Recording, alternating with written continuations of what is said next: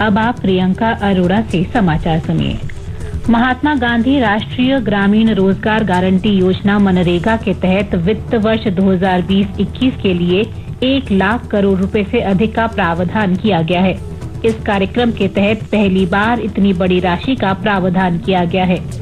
केंद्रीय ग्रामीण विकास मंत्री नरेंद्र सिंह तोमर ने बताया कि 31,493 करोड़ रुपए की राशि पहले ही जारी की जा चुकी है, जो वर्तमान वित्त वर्ष के बजट में इस मद के लिए 50% से अधिक है। मनरेगा का इस वर्ष का बजट 61,000 करोड़ रुपया था, लेकिन कोविड को देखते हुए माननीय नरेंद्र मोदी जी ने 40,000 करोड़ रुपए का एक मुश्त आवंटन बढ़ाया। अब मनरेगा का जो कुल बजट है 1,01,500 करोड़ रुपया है। अभी तक 33,000 करोड़ रुपए की स्वीकृतियां प्रदान कर दी गई हैं। मनरेगा के तहत अब तक कुल 60 करोड़ 80 लाख दिवस का रोजगार सृजित किया गया है और 6 करोड़ 59 लाख कामगारों को काम दिया गया है। इस वर्ष मई में जिन लोगों को काम दिया गया था, उनकी औसत संख्या 2 करोड़ 51 लाख प्रतिदिन है। ये पिछले साल मई में दिए गए काम से 73% अधिक है। उच्चतम न्यायालय ने केंद्र और राज्य सरकारों को 15 दिन के भीतर सभी प्रवासी मजदूरों को उनके गृह राज्य भेजने का निर्देश दिया है। अदालत ने मजदूरों के पुनर्वास के लिए उनके कौशल का विवरण तैयार करने के बाद रोजगार उपलब्ध कराने की योजनाएं बनाने का भी निर्देश दिया है। न्यायमूर्ति अशोक भूषण, संजय किशन कौल और एम.आर. शाह की पीठ ने केंद्र को ये भी निर्देश दिया कि मजदूरों को उनके गृह राज्य भेजने के लिए राज्यों की मांग के अनुरूप 24 घंटे के अंदर अतिरिक्त रेलगाड़ियां उपलब्ध कराई जाएं। अदालत ने आपदा प्रबंधन अधिनियम के तहत लॉकडाउन नियमों के उल्लंघन के मामले में मजदूरों पर दर्ज सभी मुकदमे वापस लेने पर विचार करने का भी निर्देश दिया। पीठ ने अधिकारियों को निर्देश दिया कि ऐसे मजदूरों की पहचान और पंजीकरण किया जाए जो अपने गृह राज्य जाना चाहते हैं। परिवहन की व्यवस्था सहित ये प्रक्रिया पूरी करने के लिए अधिकारियों को मंगलवार से 15 दिन का समय दिया गया। अब इस मामले की अगली सुनवाई जुलाई में होगी। कोविड-19 महामारी के बाद गरीबों और उपेक्षित लोगों की मदद के लिए केंद्र सरकार के प्रयासों के प्रति राज्यों की ओर से उत्साहजनक और सकारात्मक प्रतिक्रिया प्राप्त हो रही है। जनजातीय कार्य मंत्रालय के अधीन ट्राइफेड ने राज्य सरकारों को सलाह दी है कि वे लघु वन उपज के लिए न्यूनतम समर्थन मूल्य योजना को कारगर तरीके से लागू करें। जनजातीय कार्य मंत्रालय ने कहा है कि केंद्र की सलाह का राज्यों ने जोरदार समर्थन किया है। 17 राज्यों ने लघु वन उपज की खरीद भी शुरू कर दी है और इस योजना के अंतर्गत अब तक 50 करोड़ रुपए की लघु वन उपज की खरीद की जा चुकी है। कर्नाटक के मुख्यमंत्री बी.एस. येदियुरप्पा ने आज स्पष्ट किया कि 19 जून के राज्यसभा चुनाव के लिए राज्य से पार्टी के 2 उम्मीदवारों के नाम तय करने से पहले पार्टी के केंद्रीय नेतृत्व ने उनसे बात की थी।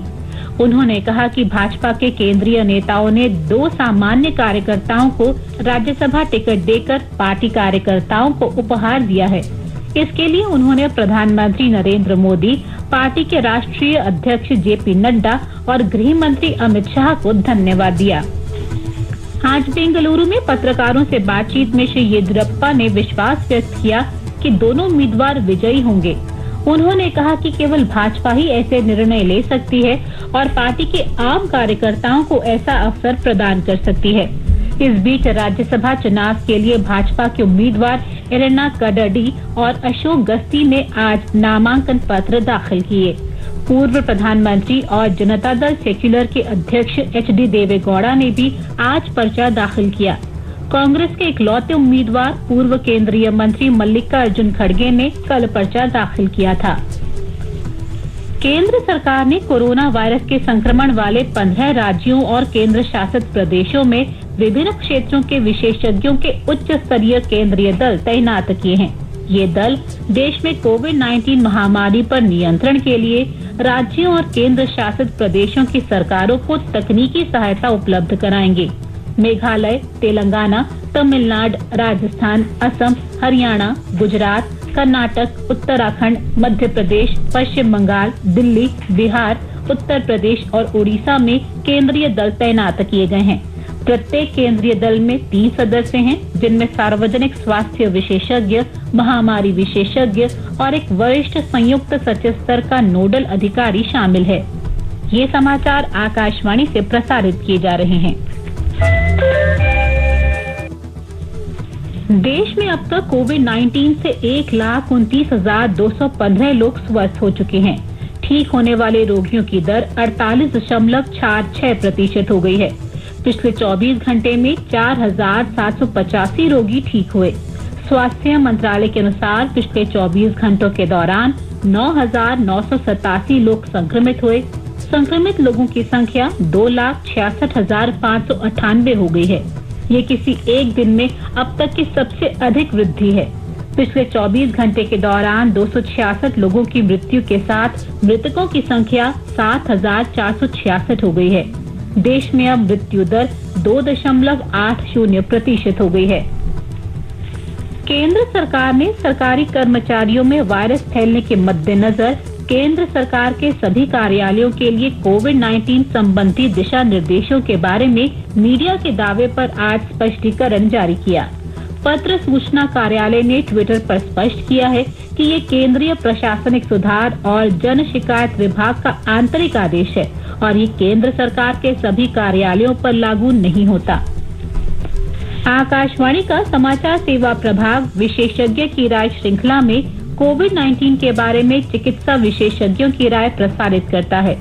इस श्रृंखला में आकाशवाणी से बातचीत में अखिल भारतीय आयुर्विज्ञान संस्थान एम्स नई दिल्ली के हृदय रोग विभाग में डॉक्टर अंबुज राय ने बुजुर्गों और उच्च रक्तचाप तथा कैंसर जैसी अन्य बीमारियों से पीड़ित व्यक्तियों को संक्रमण से बचने के लिए और अधिक सावधानी बरतने की सलाह दी है।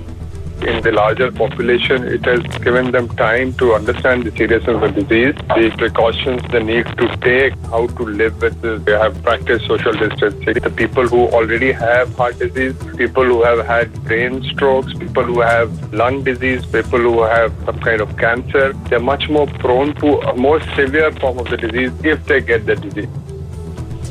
दिल्ली के उपराज्यपाल अनिल बैजल ने प्रशासन को निर्देश दिया है कि वे सभी कोरोना संक्रमित व्यक्तियों की जांच भारतीय आयुर्विज्ञान अनुसंधान परिषद के दिशा निर्देशों के अनुरूप ही करें।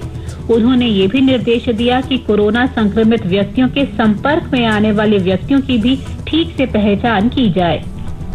सड़क परिवहन और राजमार्ग मंत्री नितिन गडकरी ने कोविड-19 महामारी के कारण आज मोटर वाहन दस्तावेजों की वैधता इस साल सितंबर तक बढ़ाने की घोषणा की।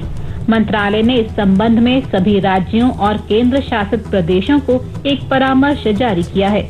राज्यों और केंद्र शासित प्रदेशों से अनुरोध किया गया है कि वे मोटर वाहन अधिनियम 1988 के तहत उपलब्ध प्रावधानों के तहत वर्तमान स्थिति में राहत देने के लिए परमिट के नवीनीकरण, शुल्क और करों में छूट देने पर विचार करें। केंद्रीय वित्त मंत्री निर्मला सीतारामन ने आपात ऋण गारंटी योजना के तहत सूक्ष्म, लघु और मध्यम उद्यमों के लिए ऋण संबंधी सार्वजनिक क्षेत्र के बैंकों के कामकाज की समीक्षा की। आज नई दिल्ली में इन बैंकों के प्रमुखों के साथ बैठक में उन्होंने बहुत कम समय में आत्मनिर्भर भारत अभियान पैकेज के तहत 20,000 करोड़ रुपए से अधिक के ऋण को मंजूरी देने की सराहना की। उन्होंने शाखा स्तर पर बैंक अधिकारियों को ऋण लेने वालों तक स्वयं पहुंचने और ऋण की प्रक्रिया को सरल बनाने की सलाह दी। वित्त मंत्री ने कहा कि बैंकों को प्रत्येक योग्य सूक्ष्म, लघु और मध्यम उद्यम को ऋण देने पर ध्यान देना चाहिए। उन्होंने कहा कि आपात ऋण गारंटी योजना के अंतर्गत सभी तरह की कंपनियों को ऋण दिया जाना चाहिए और इसे सिर्फ सूक्ष्म, लघु और मध्यम उद्यमों तक ही सीमित नहीं किया जाना चाहिए। राष्ट्रीय महिला आयोग की अध्यक्ष रेखा शर्मा ने कोविड-19 महामारी प्रकोप के दौरान गर्भवती महिलाओं की दुर्दशा और कथित रूप से उनके इलाज से इनकार करने के बारे में केंद्रीय स्वास्थ्य मंत्री हर्षवर्धन को पत्र लिखा है। पत्र में सुश्री शर्मा ने कहा कि ऐसे कई मामले सामने आए हैं जहां प्रसूति सेवाओं के लिए पर्याप्त एम्बुलेंस उपलब्ध नहीं है। इसके साथ ही ये समाचार बुलेटिन समाप्त हुआ। तमाम दिन भर की खबरों के लिए चैनल को सब्सक्राइब करें और वीडियो को शेयर करें।